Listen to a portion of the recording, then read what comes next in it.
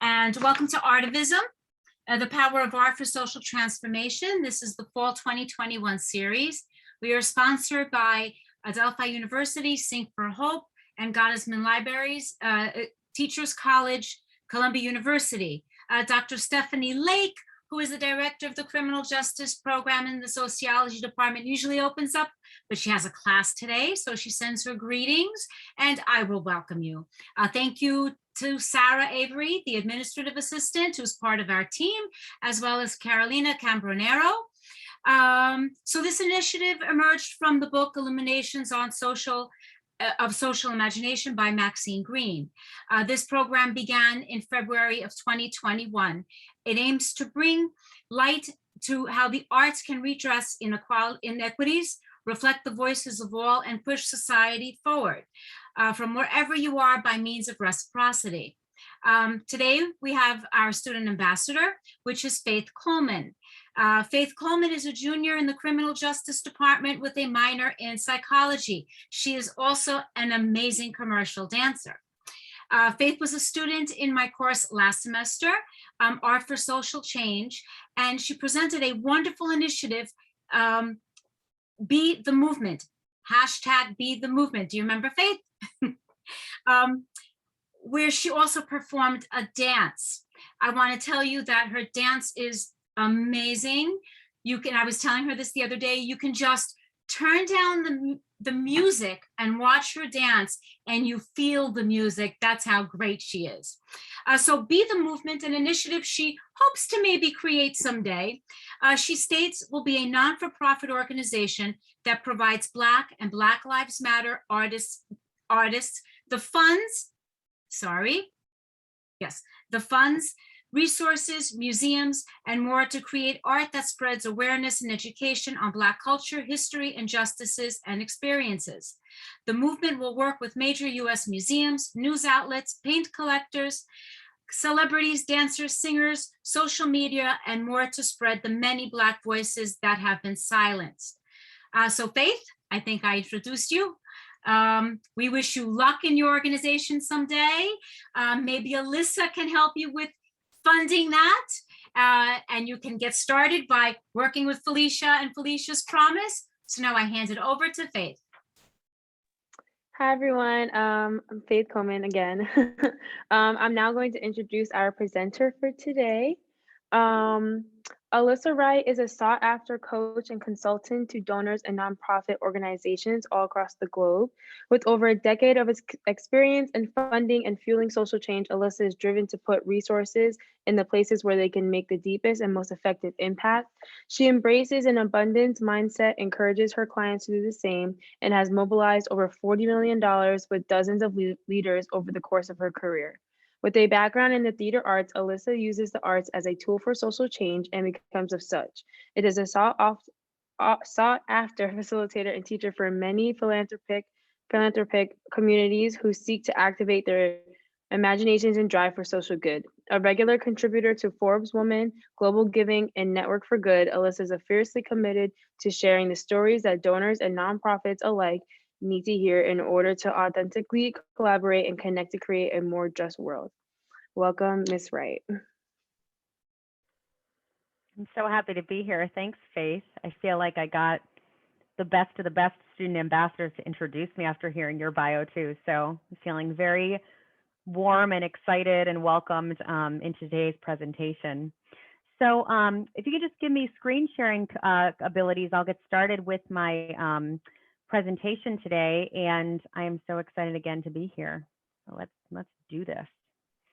All right. So as a almost 15-year career professional in the development sector, I always feel like it's really important to just express my gratitude for people showing up to talk about fundraising. I feel like it's one of those things that a lot of people see it on the to-do list for the nonprofits or the organizations they support, and they go, yeah, that one's at the bottom. I'll help with the other stuff, but not the fundraising. So I'm just really grateful that you're here today for this conversation to think about new and different ways of raising resources and directing resources towards the causes that we care about. I actually think it's critically important work, and fundraising is my form of activism. And so I hope that you leave today thinking about how it can be part of yours. and maybe having a new relationship to the entire concept. So today we're going to talk about the theater as a tool for specifically social change fundraising. A little over a decade ago, when I told people I was going to launch my practice and start working with other organizations to specifically try to raise money just for social justice, people were like, seriously, are you going to bartend for the rest of your life? How are you going to do that? Is there actually a need out there for that sort of thing? And turns out there was not only a need for it, but again, there was a profound need, I think, to specifically think about how we fund systems change, where we put resources in the right places to not just put a Band-Aid on some of the core, some of the problems that we have in society, but to really think about how we redirect resources, and resources that aren't just money either, right? We all have a lot of capital to put on the table that isn't just financial, but all of the wealth and capital and power that we all have, how do we align it with our vision for the world? So today I just thought I would kind of do a quick welcome. So again, thank you for arriving here and listening, coming to listen to me and to listen a little bit from each other. I'll tell you a little bit more about my own story and how I kind of arrived at this methodology and approach, and how I went from being an actress in Eastern Europe to being a international development professional. That's a fun story. And there's a lot of dancing in it, Faith. So I think it resonates with you that there's joyful dancing and dancing when the grants don't come in. So either way we interpret it. But I'll tell you a little bit about my story and what that trajectory has been like for me. I'll go through how you actually can use the practices of the theater and the sort of spirit of the theater as a tool for both inspiration and for really practical, tangible outcomes in fund development. And then if we have some time, we can do a breakout group or group discussion before we all maybe commit to a little action item that we want to leave today's conversation with. So I hope that agenda sounds good for you. I'm excited to lead you through it. So I want to start here by saying that one of the biggest mistakes I think, folks make when they kind of get a degree in the theater or when they're pursuing the theater or looking at the theater arts is they don't realize, or maybe not necessarily right up front, all of the incredible skills that you get from being in such a highly collaborative art form, such as theater. I mean, theater touches almost every other type of form of art, and I've always thought that that was such an important thing to name and note.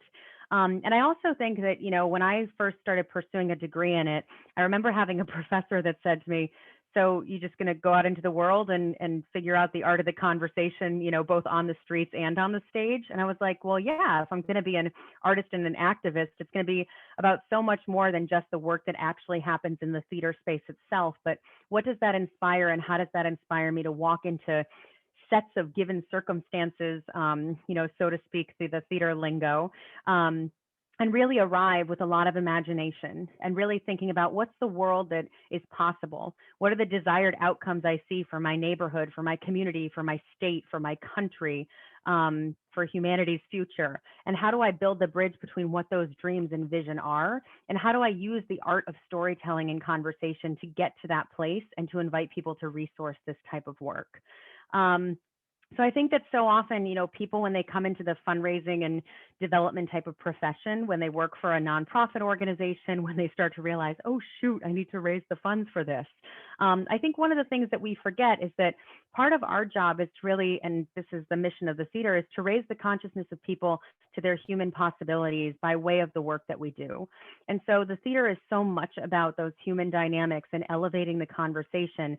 And in fundraising, I think it's the same thing. For a long time, development professionals have been seen solely as the people who execute events and write appeal letters and, set up the campaigns and bring in the money to meet the budget. But in reality, if we're really focused as development professionals on having conversations about the world that we want to see, we're doing so much more to create social change while we're fundraising for social change. And so this is a lot of the approach that I take when I kind of think about fundraising as my form of activism, where we put money matters. And if you're a great storyteller and conversationalist who has a vision for what the world could and should look like if it was just, fair, and well, you're going to, probably find yourself in a place where you're doing some of this similar work, and not to discount or not to lessen at all what a valuable skill set that is, in addition to being able to raise money. So I'll tell you really quickly sort of where it all got started, but these are two pictures from what I will just say was one of the most catalytic experiences of my life and toward the end of my think this was my senior year in college, but I got invited to go work on an international theater project in Belgrade, Serbia.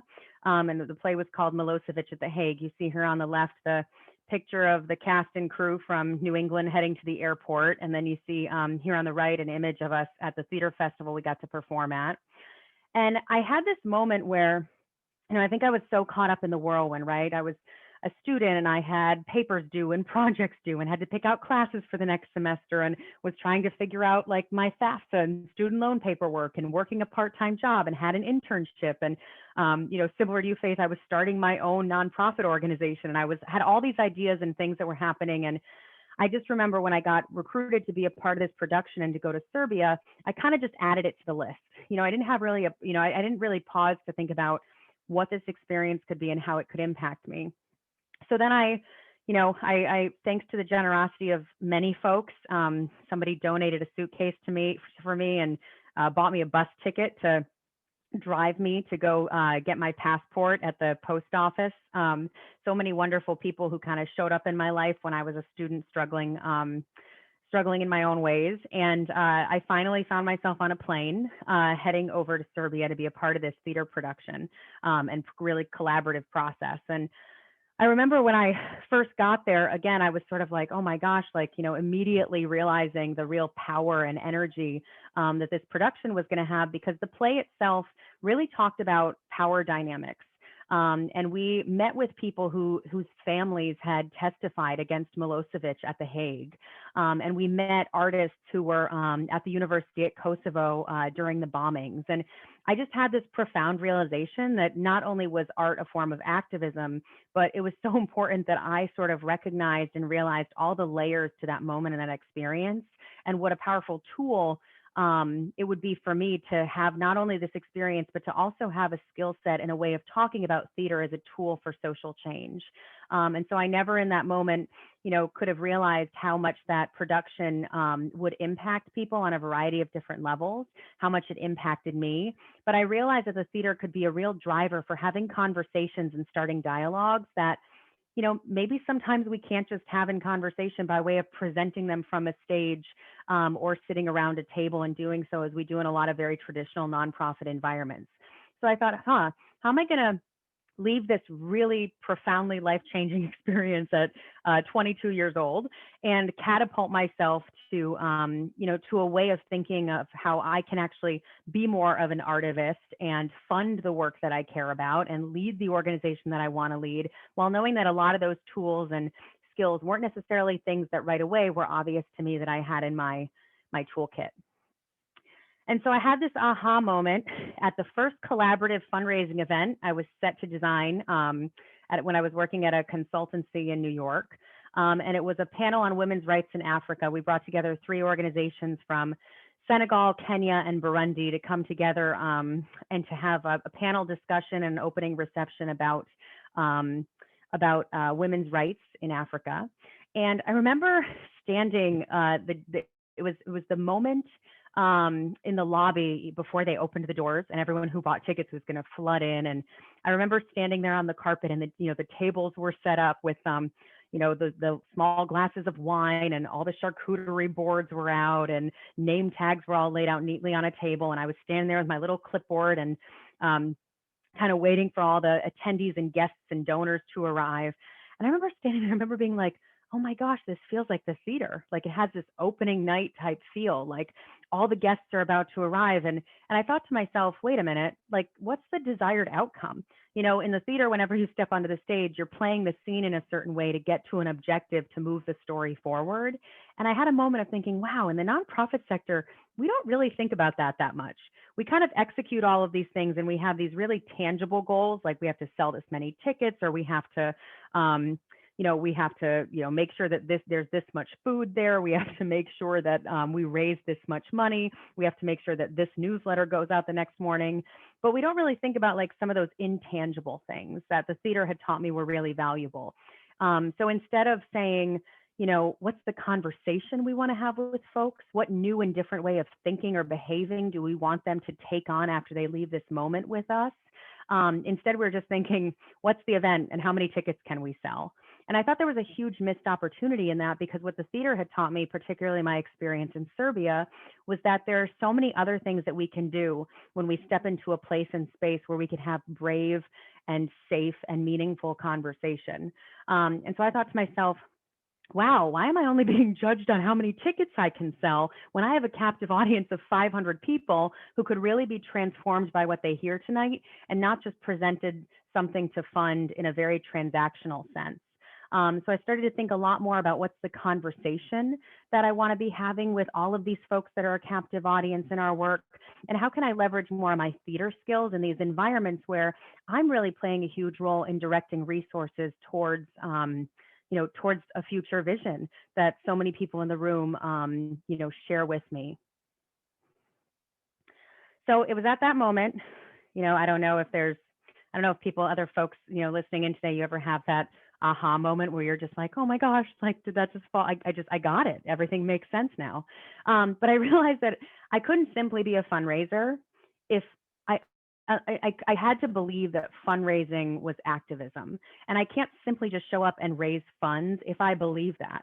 If I believe that there's so much more to having conversations about wealth and power and all of these different dynamics that are really the drivers, and so often part of the core of our wounding, particularly in our country right now, and in around certain issues of race and gender and discrimination and oppression that we see. But I couldn't simply just raise money for those organizations and then hope that in some way that was enough.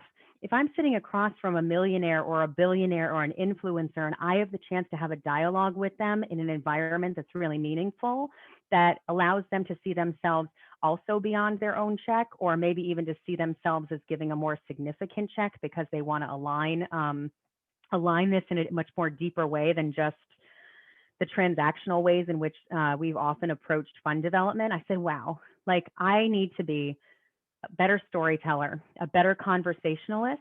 And I need to think about myself as not just someone who's selling a mission for a donor to give a check to, but as someone who's really advising philanthropy as to how they build the bridge from the world and the society they see now and the one that we all hope to see. So I really started to realize that if I could do that work, not only would I probably raise more money, and back then we didn't really have a ton of metrics around it, but now we do, which is really cool. But I just thought if I could do that work and get in right relationship to affluence and influence, maybe there would be a chance for me to create change as I was fundraising for social change. And so, you see this, this is me doing the fundraising pitch at an event in Chicago a couple of years ago for a group that supports refugee women and girls in East Africa. And so I think that, I was starting to be in these environments where I was literally standing up on a stage and I got to talk about money and wealth and philanthropy in a way that, I thought was very different from what had happened before. I think many people go to fundraising events and you get up on the stage and they just go, tonight we want to raise $100,000. They do these paddle raises and who's in at which level. And I would get up and I would say, hey, audience, like, now's your chance to interact with us a little bit. If we can raise an additional $50,000 tonight, what's your vision? What would you like to see? How many people in the room are willing to, double down on their gift and sign up to actually be a consistent donor with us and come and listen and learn from us more? I started to find real power in talking to philanthropists and talking to donors from a deep place of advising and supporting, but also storytelling. And so kind of went through that in my career, and I share this with you today to maybe prompt a little conversation. I thought about the core elements of the theater. And so while there are many elements of the theater, I kind of pulled these four for today's workshop and discussion. But every time, we create a piece of theater, we think about the script, right? So there's the plan. And in the nonprofit sector, it's, what is the narrative we're writing for the future? And then how will we actually achieve it? So this is where a lot of times in my work, and I was so grateful to Carolina and the team for including me in the publication that came out, because so much of this work for me is about actually seeing fundraising as an art form and thinking about the storytelling behind it, because we have to think about communicating the vision. This is where I find it's so funny often in organizations. There's the people raising the money over here, and then there's the visionary program founder leaders over here, and they're often not talking. And I always found that so fascinating, because if someone's in a position talking to affluence and influence and saying, what would you support and what's the future that we create together, that has to be married into the story of what, what the program team and others within the organization eventually would like to see the organization do. And so it's so important. I was like, okay, like we have to have a script, we have to have a roadmap, and we have to know every single scene that it's going to take, every single step that it's going to take to get to that sort of end result and goal. So this is where I talk a lot in my work about, you can't just say, oh, we need to raise $300,000 a year, we'll raise it through this, this, and this. You really have to script and build out what those moments are actually going to look like, how you're going to inspire and motivate people, and then how you can connect a financial goal to that. And so the next piece to look at is the process, right? So you kind of have to rehearse it once you have a script. And so this is again where I see organizations make a lot of mistakes. It takes 3 years for any type of event or campaign or platform that you design to really be successful and to hit its scale. And so what I see so often is people will do one fundraising event, it won't raise the right amount of money they wanted, or they won't really like the speaker they chose, or whatever that element might be. And then they kind of just drop it instead of saying, you know what, like, let's keep this idea of experimenting. Like, this is an experiment. This is the conversation we want to have with this audience. Let's keep rehearsing it and try it for a couple of years until we curate the right group and we create the conditions for this particular offering to be successful.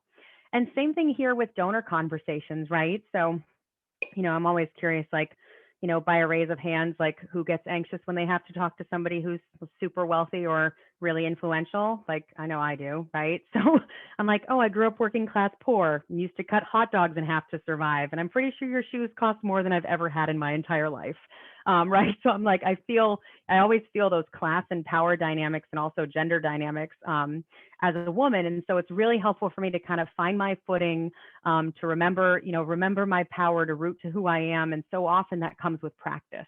And I'd see that a lot where I would see particularly the nonprofit sector, I think is 90 or 92% female identifying folks. And so as women, I think so many times we often go into conversations without practicing, or thinking about how we kind of show up in those dialogues. And so for me, I was like, okay, like, I know I'm going to get nervous. I know I'm not going to hold my ground in the same way. I know I need to figure out how to have power in that moment. And so practicing is a huge part of that. So I started as a consultant being really intentional in building out practicing and saying, you know what, before you go give that pitch, before you have that dinner, we're going to role play and talk through the conversation and how we'd like to see it go. And then you have the product, right? So the performance, the actual desired outcomes of the plan. And that's really important too, because as you're kind of scripting and making that plan and thinking about the narrative that you're writing, what are the actual outcomes that you want to see? So it's really important that you're thinking about that, both tangible and intangible things that you want to see as you're raising money for the cause you care about. And then lastly, and perhaps most important, but we need an audience, right? So thinking about the donors and the stakeholders, who you're inviting in, and what's your real objective with them. So thinking about, donors also too being beyond the check. It's really important that you're inviting anyone who identifies as part of your community and wanting to be a part of the work as a donor and investor in it. And so what's your objective with those folks? Do you want to engage them as investors and supporters, help them co-create elements of the future with you? Do you really want them to be getting the word out, to helping you with being good ambassadors and being good advocates?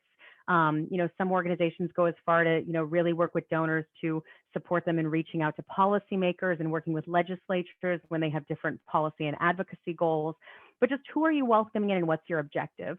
And I think one of your objectives should always be to build community really intentionally.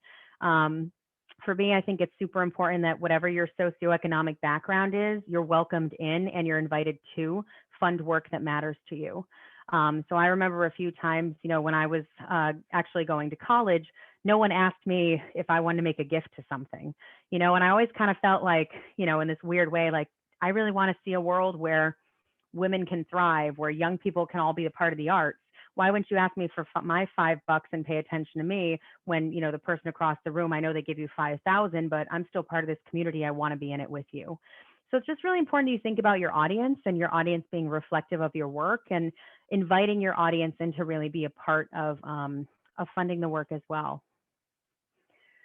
So if you go to, fundraising101.com, you'll get like a fundraising plan, and, you'll map your fundraising strategies, the way in which, You'll try to bring in different constituencies of donors, targeting individuals and foundations and companies. And then you'll have your activities within that. So for every strategy, you'll do these events or these little mini campaigns or these digital activities. Then you'll have different mechanisms where you might use, again, events or text-based giving or whatever those other elements might be. And then, added into the fundraising plan will be all of these different engagement opportunities and collaterals that you'll create, and all of them will be connected to a financial target.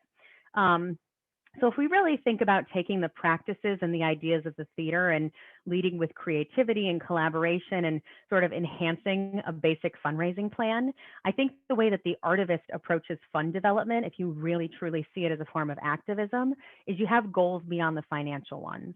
And here are some of the things you might do around the core elements of your plan. Your fundraising strategies, you really want to expand them, beyond one story.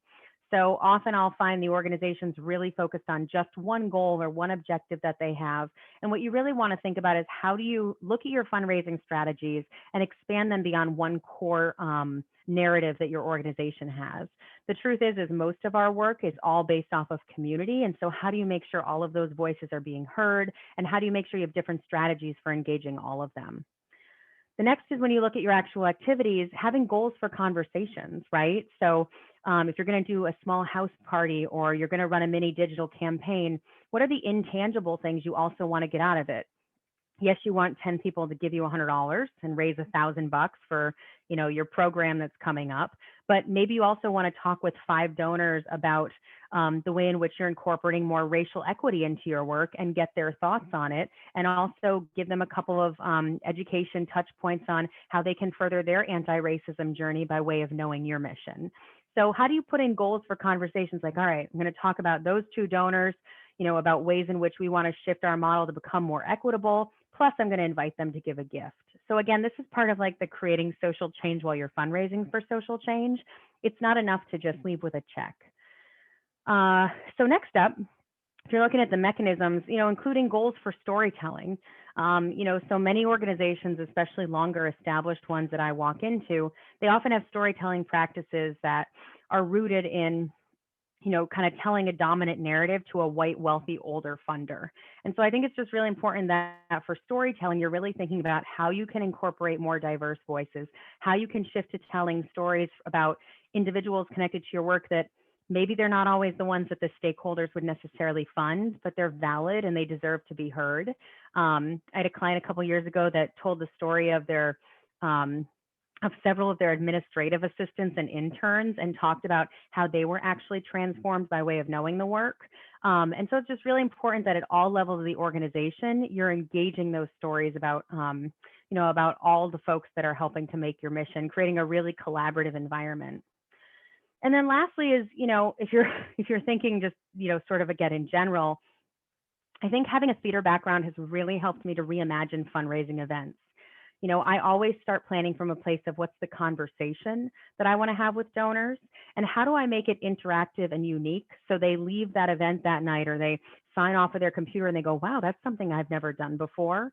And oh my gosh, I'm so glad I got to know new people and I got to hear from that person I wouldn't normally hear from and participate in that activity that was so values aligned and mission aligned with that organization.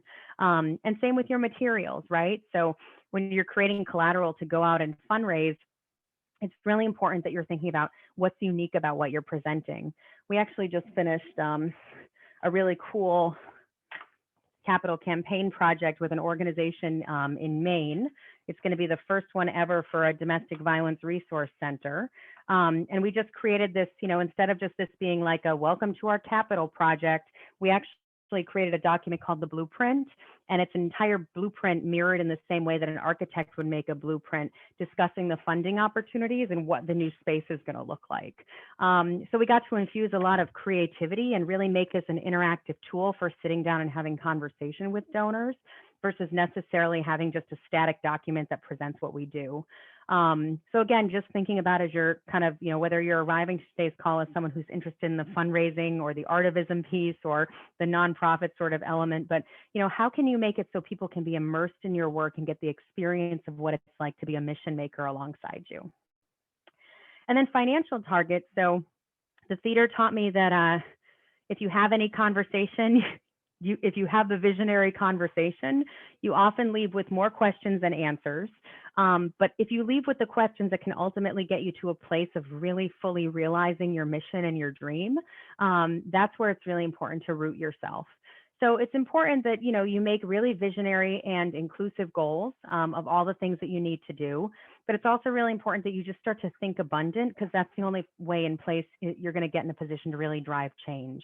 I've consulted over the last decade for tons of small organizations that could never get from the $100,000 to $250,000 budget mark.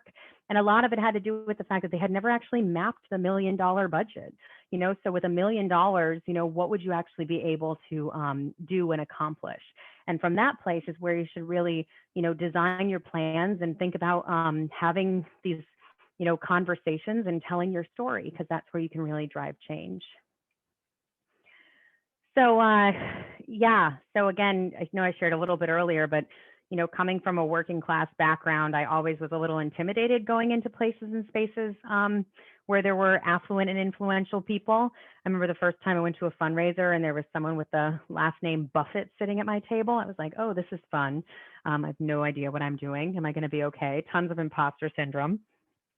But I started to really feel this connection to some of my my actor training, where actors really prepare for every scene. And as a development professional, I didn't really feel the first few years like I was actually preparing for the conversations that I was going to have. So I started taking some of my actor training and infusing it into the moments that I knew I was going to be in environments where I'd be talking with donors or talking with potential partners, and really just thinking about how I actually was in a really powerful position to create the conditions for those dialogues, because I did so much of the preparation work. So I could create the conditions and I could create the environment that the funder was going to step into, instead of constantly just sort of being like, whenever you want to meet, wherever you want to meet, whatever you want to do, whatever you want to talk about today. But I actually could, donors would come to the conversation I would invite them to. And so much like my actor training prepared me to step out onto the stage, I started thinking about, as a fundraiser, how do I prepare myself to step out onto the stage of a donor interaction or a funder meeting? So if you think about the elements of this, if you're thinking about leaving today with something really tangible to help you with your fundraising, I would invite you to maybe think about these 4 elements here, which is first is always curating the group that will most likely influence each other towards your natural objectives or goals. So just really thinking about, how are you carefully curating and thoughtfully curating people to come together who, for a variety of different reasons, should know each other, naturally are going to build community, naturally are going to organize, naturally are going to fall in love with what you do, and then just steward them. So this is where I often laugh when people have these massive gala style fundraisers with their, 500 people in the space and, everyone at their separate tables, and they do the same presentation for everyone from the stage, and they raise a good amount of money. But I always kind of laugh, because when these big events happen, I often go into those organizations and say, all right, your annual fundraiser after costs and labor and staff time raises you about $100,000. I can show you right now 10 donors in your database that you could have brought together around a kitchen table for a conversation and likely raised $200,000 from. So I think it's really important that you think about sort of a less is more approach here, and also what's most meaningful for these donors. Of those 500 people in the room, I guarantee you that maybe a third of them only really want to be there or are really personally connected to your cause. Most people come to those events just through a peer or a colleague, or their company bought a table. And so part of my preparation as a development professional is always to think about curating that group, bringing them together for a meaningful conversation, and thinking about how I organize with them into the future. Organizing is a critical part of being a good activist. So next up is your given circumstances, right? So as a fundraiser, you can create the environment and, add in the current state of being and doing. So for me, it's always really important to think about, okay, sort of how do I bring these donors into this environment? How am I creating the conditions, for them to have a meaningful dialogue? And so what does that actually look like? So, the worst thing you can do if you want people to have a really thoughtful conversation is make the event happening on the Upper West Side of Manhattan at 5:15 at night when everybody's in rush hour trying to get out of work, and is likely going to arrive late. But what's really important is thinking about, okay, how do I maybe take a little bit more time to plan and get this group to come together on a Saturday morning for tea at 11 o'clock in an environment that mirrors the work that we do, and bring them into a space and place where they can actually bear witness to, our environmental project, or they can meet a couple of the students when they're coming out of their classes very naturally. So just thinking about the circumstances that, you're kind of creating and shaping a little bit, and then also what's a given, right? So there might be a variety of circumstances that are completely out of your control that you also just have to take into account, but actually being really thoughtful about those. I see fundraising professionals time and time again, especially during this pandemic, not realizing the grief state that people are in and only thinking about their own financial goals. And I've seen them rush to bring people together around some sort of activity or engagement when it's just not landing at that particular time for a community that's struggling with an outbreak of COVID, or, going through a difficult time, in some other sort of way. So then you have your desired outcomes, right? So, what are you hoping to get out of this great situation you set up with these key players in the, in the environment? Personal giving is obviously a big one, right? So you want them to have a meaningful experience, feel inspired, and leave that night either cutting a check or continue to give to be a part of your work, or in whatever way you want to personally inspire them to give. But another big desired outcome for you all to think about, and particularly if you're arriving to the call thinking, how do I use this workshop with Alyssa to result in some new and different revenue for my group, is really thinking about one of those outcomes being, how do you get them excited about fundraising? So for me, I always get people excited by trying to eliminate the fear and anxiety of talking about money, to actually inspiring them around the work being storytelling, and also advising people who want to give back. People naturally want to give, so it's important to practice and find in your own voice, okay, at the end of every presentation I do, or every time I leave lunch with a colleague, I'm very naturally going to, end that conversation by saying, oh, by the way, I'd love to invite you to make a gift or to host a small fundraiser for us. So just kind of finding it in your own voice and the ways in which you can start to direct people towards being fundraisers for you and helping you build your network. And then I think another desired outcome, both for you as a fundraiser and for the donor, is to not feel limited, right?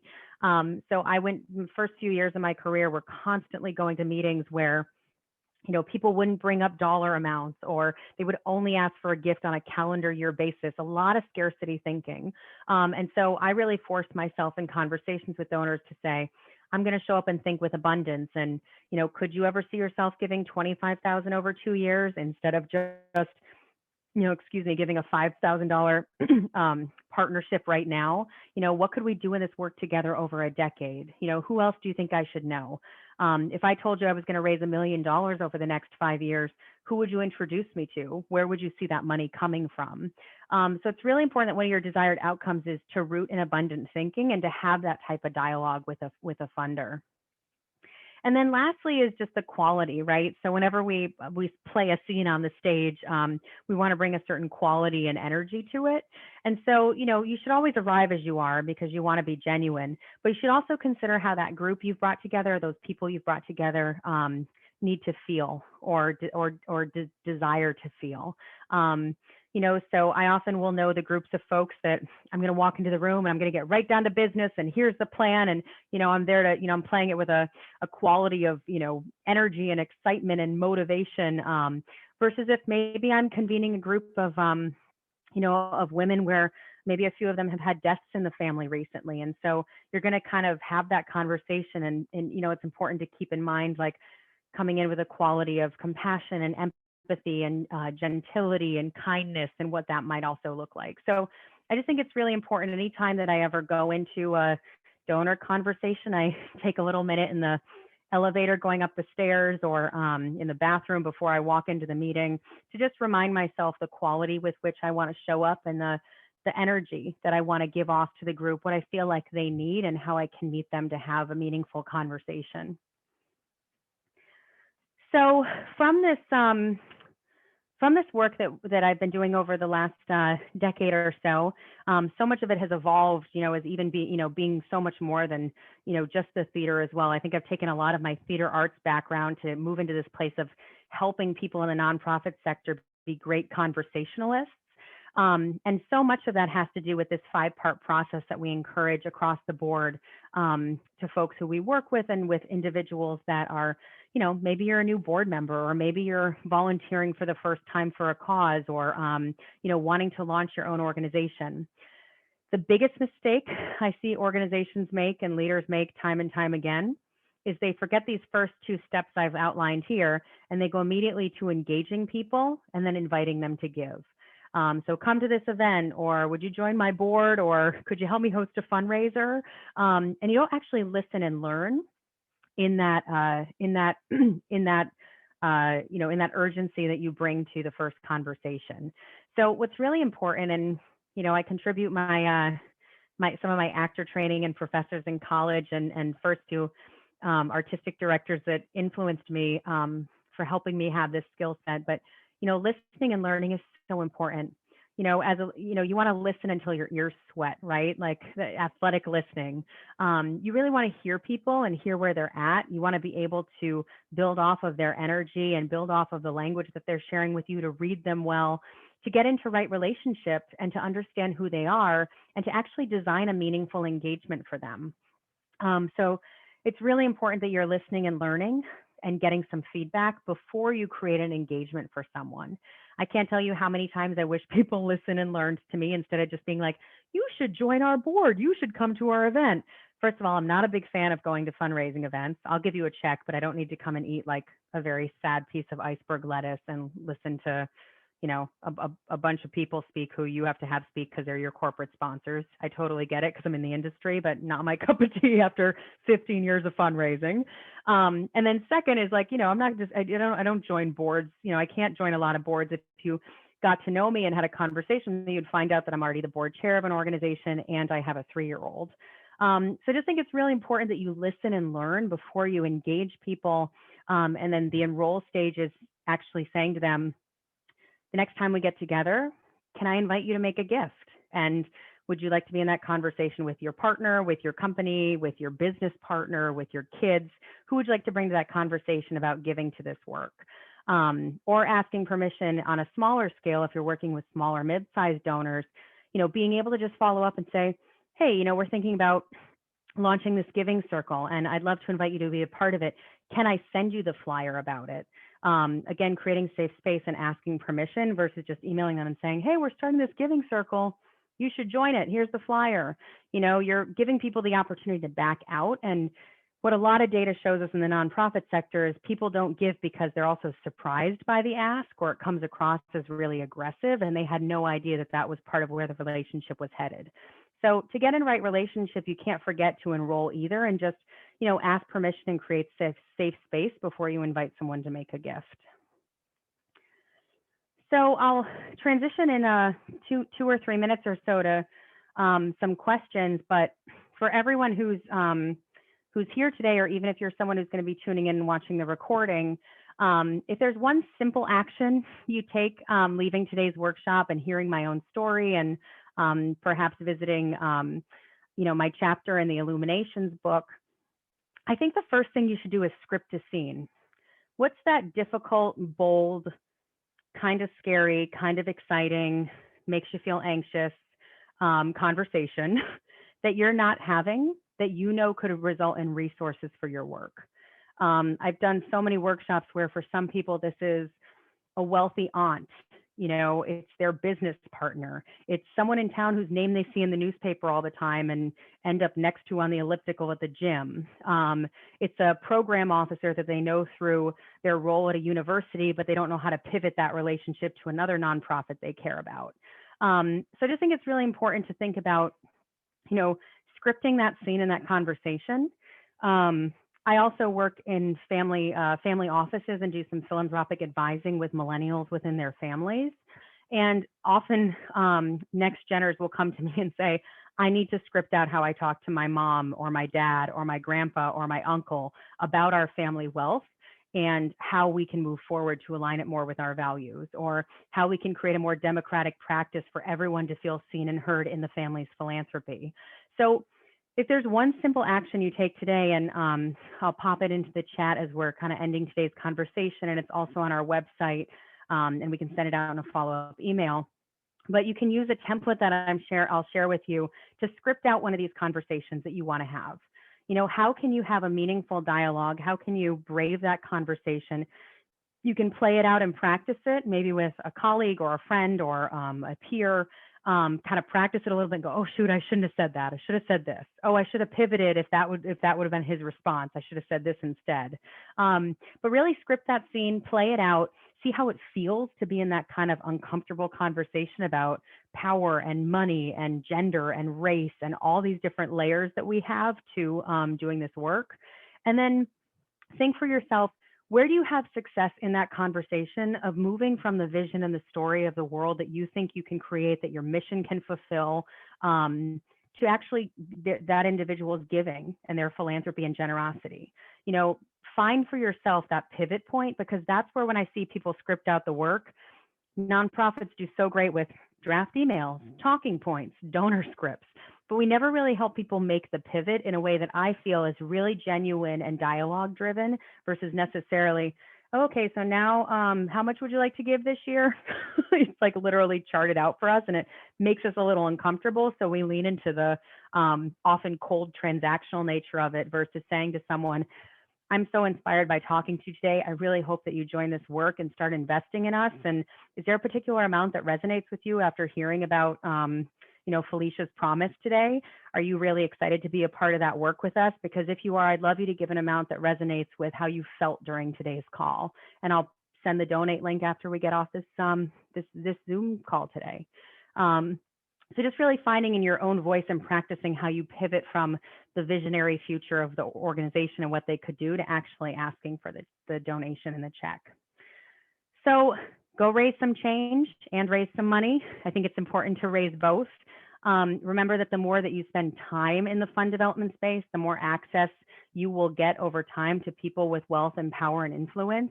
And it's important how you show up, and it's important the conversations that you have. And my greatest hope is that work like mine and work like other consultants that are in this space like me can hopefully influence organizations, especially organizational leadership, to have more metrics for fundraisers beyond just how much money they raise or how many donors bring in, or how many donors they bring in, or how many events they execute. I think that the real metric for success as a fundraiser is how great of an activist you're being, by way of having really powerful conversations. And not only with the 1%, but with your community at large. So I'm really grateful to have gotten to share this with you all today. And just I'm happy to field some questions or hear some thoughts that people have and reflect back for the time that we have remaining.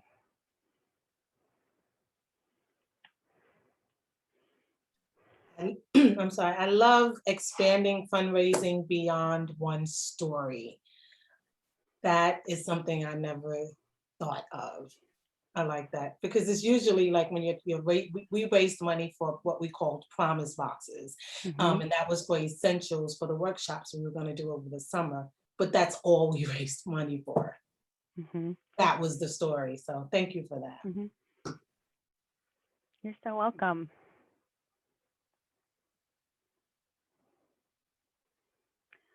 Other thoughts or questions?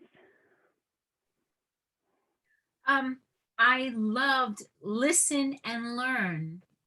I think that's my problem many times, right? I get so excited and I'm so passionate about all the different things that I do that I tend to just say too much. And it may throw people off, right?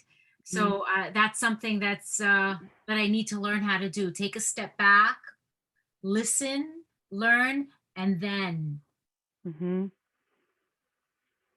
I appreciate you naming that too, because, you know, even as I look at all the other artists that are part of this series, what I love about this whole platform is that I think in so many spaces where we're doing community organizing and really getting to like the root of mobilizing and building community, we kind of forget to listen and learn around the money piece. Mm-hmm. Like, what do you have access to, or what opportunities do you want to pursue? You know, we tend to kind of stay in the lane of how, you know, again, we're more comfortable in like the program kind of mission centric part of it, instead of saying like part of this work is actually mobilizing the wealth and power around it, you know? And so we kind of forget that that's, you know, you can't really you can't fulfill the mission of the program unless you're also telling people how to fund it differently and fund it better. So that's where I get excited, because the feedback you get from listening and learning actually helps you create a culture where, and I've seen this over the last 10 years of my work, donors really value you as someone to advise them in their giving. I have donors that literally, I raised money walking the streets with my clipboard for this tiny theater company in Northampton, Massachusetts. I had a t-shirt on that said add an extra zero. I was like, what are you doing? Add an extra zero, 1,000, 10,000, who cares? Let's go. And I used to walk around the town, and I was, people would literally say some of these things to me about like, how do we give back to the arts more? How do we support other arts organizations? Because I was actually talking about how the theater ecosystem wasn't getting the funding it needed to support more marginalized groups and being a part of the theater. All the wealthy white kids in town were the only ones getting to be a part of the theater programs. And quite frankly, as a young person, it angered me and frustrated me. And so now, almost 14 years out from that, in my mid 30s, I have some of those donors still reaching out to me saying things like, I just got an inheritance, or my husband's company is selling their stock. How do we give back to the arts in New York and upstate New York where our grandkids are, being raised? And I just think it's important, because even if you're at a particular organization right now or with a particular entity right now, the foundation you lay and how you show up as that storyteller and that advisor to donors, it will serve you decades to come by people coming to you and saying, wow, she was really genuine in understanding how to align our wealth and our power with these movements and these causes that we care about. So I think that listening and learning piece can be expanded and expanded upon. And I'm just always, it takes a little more time for those things, but we tend to be an impatient society. So no one likes to wait a year or two to see some fruits, but you can get short-term wins while building on long-term possibility. I see it constantly in the field. And I also think the lessons you gave here today can be applied anywhere from PTA moms and dads, right? And fundraising, people who fundraise, all the way up to, corporate levels. Faith, do you want to close it up? Ask me. Yes, well, thank you so much for presenting and being our artivist today. Next Monday at October 4th at 3 p.m., we will have Professor Emmanuel Sinard from the University of Paris, Nanterre, France, present Recognizing and Dignifying Restorative Art in Conflict. Before we open up the floor to any more questions for our presenter, we ask that you participate in a short poll that should pop up on your screen. For more information on this presentation and all the other series in the past, and also upcoming events, please go to the website www.adelphi.edu/artivism. You can also follow the Instagram artivism, the number 4, shared humanity, or simply Google Artivism in Adelphi. We also have a YouTube channel, which is Artivism for Shared Humanity.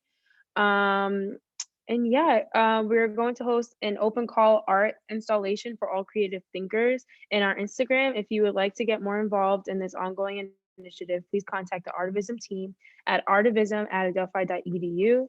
And yeah, if there's any more questions for the presenter, you can definitely ask now. But yeah, it was a great presentation. Thank you so much.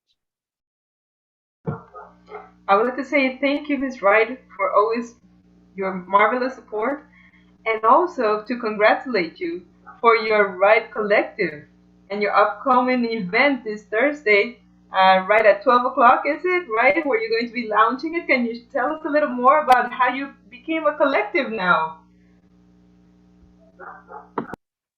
Yeah, totally. So so over the last 5 years, we've been trying to figure out how to do collaborative fundraising effectively. We don't really believe in competition in the sector, and we think that movements and missions should be working more in alignment with each other. So yeah, so we COVID, as it did for many folks, kind of forced us to innovate, and so we did a lot of surveying, and we started running cohort models, and we've brought over 75 international nonprofit organizations together in the last year and a half. And so we're kind of letting them lead us into the future with a collective identity, and really trying to, work with them to do more collaborative fundraising. And we're also trying to help donors to fundraise in the same way. So we're building out a philanthropic advising arm of cohorts with millennials and next geners to also get them working together in community in a really thoughtful way. So So yeah, let's keep our fingers crossed that at some point we can all just find the organizations to partner with to get the 7-figure gifts and not keep having to scrap around for the $5,000 and $10,000 ones, which are exhausting. And so that's the other thing too, is I love development professionals, and I hope the collective can become a bit of a brave and safe haven for development folks who literally every 5 minutes are thinking about leaving the field when literally they're the ones funding our movements. So that's the hope. And yeah, if you want to come Thursday, we can send that out as an email follow-up. And there's going to be a networking component for a half an hour. So you can go in a breakout group and make some new friends and share struggles and successes and recipes and I don't know, whatever. I always end up sharing a Polish family recipe in a breakout group. That's just what happens. Everybody gets a new pierogi recipe from me. That's just a thing. Would you like to put the link on the chat just in case as well? Yeah, Yes. definitely. And I also had another question here in regards to accountability and timing, because sometimes we might want to explore other options perhaps, but we have the event, the class, the program right around the corner, and we need that funding, so we start going into that kind of like perhaps panic mode, let's call it, right? How do you manage timing? Because that's also very important in theater, correct? Yeah, so I think there's so much to that like scripted piece about the timing of everything, right? And so really thinking thoughtfully about when you bring people together and in what situation and community to have what conversation. And so there's a model out there called the Benavon Model. We use some of the elements of that. It's a more traditional fundraising model around how you kind of create a loop for people to give feedback and then to give to your work and to understand its impact. And I just feel like, the timing these days too, like things happen constantly in our world and we have access to all that information. So if you're not considering, having sort of two things, right? So one is like the heartbeat of your program, where you're kind of being really intentional with some of the mechanisms and the cycles that you're creating in terms of bringing people together, organizing those donors and making those asks. But in parallel to that, you also have to go, oh my gosh, like that just happened 10 miles away from where our organization is based, or there's been a natural disaster, or, whatever the circumstances are that arise, you have to kind of meet people where they're at. What are they reading in the New York Times and seeing on CNN or in the Huffington Post? And how does that also become part of you sort of saying like, oh my gosh, like, it's sort of like when you've been on stage and someone knocks over a vase and the glass shatters, you just don't keep playing the scene. You go, oh, nice job shattering the glass, so-and-so. Now I'm going to continue my line. Like you kind of have to be in the moment. And I think a lot of times we kind of forget that it's okay to go off script as well to take advantage of opportunities in the landscape. And that can be tough. I think in certain organizations, you have board leadership, or you might have a founder, or you might have certain personalities. Sometimes there are even donors who don't want you to go off script. But, we just released a case study on the Wright Collective's website of an organization that took some really calculated risks, and we're just part of a $3 million collaborative grant, when up until that moment, their largest grant was $75,000. So just being really mindful of like taking those risks and being able to, put yourself out there, because you have to have those strategies in addition to the heartbeat of a plan. I hope that's helpful. Long-winded. Definitely, always. Thank you. Very kind. Any other questions or comments? Well, I have to ask. I know you mentioned it, but for an action plan, right now, right here, where we are, where we all are at our context, what will be your key takeaway from today's presentation? I guess not assuming anyone here is exactly, going out to fundraisers from an organization that's fundraising or whatnot. I would say the first thing to do is claim your philanthropy. Own that you are just as valid as Warren Buffett and Bill Gates and all of the other folks out there cutting $1 million and $1 billion checks. I think that if you can start to claim your philanthropy, even if it's just adding that you're a philanthropist to your LinkedIn profile, even if it's putting in your signature, ask me about my philanthropy, even if it's making a generosity plan and sharing it with 10 coworkers and saying, here's how I'm going to move money throughout the next year. What are y'all doing? I think kind of claiming your philanthropy and then speaking from a place of, it doesn't matter. I mean, when I was making $27,000 a year, like I still had a plan and a budget for how much I was giving away every December at the end of the year, and I celebrated that because it felt like the way that I could, be a part of of meaningful work that I wanted to see happen. And most data shows us that over a lifetime of giving, people who are more consistent actually give away more than any major donor to specific organizations. So you'd almost rather have the $25 a month donor for 20 years than you would want to have the one-time $10,000 donor.